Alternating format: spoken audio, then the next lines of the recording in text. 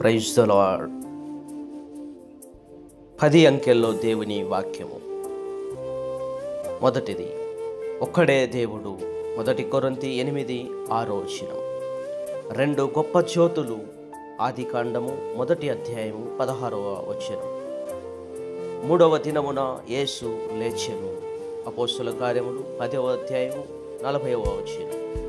4వ జామున యేసు సముద్రము మీద నడిచెను. మత్తయి సువార్త 14:25. 5 రొట్టెలు 5,000 మందికి ఆహారముగా పెట్టిన యేసు. మత్తయి సువార్త 16:9. 6 దినములు నీవు కష్టపడి పనిచేయి. నిర్గమాకాండము 20:11. 7 మారులు దేవుణ్ణి స్తుతించు. 8 మంది నీటి ద్వారా రక్షణ పొందిరి. 9 గంటలకు యేసును సిలువ వేశారు. 10 ఆజ్ఞలు.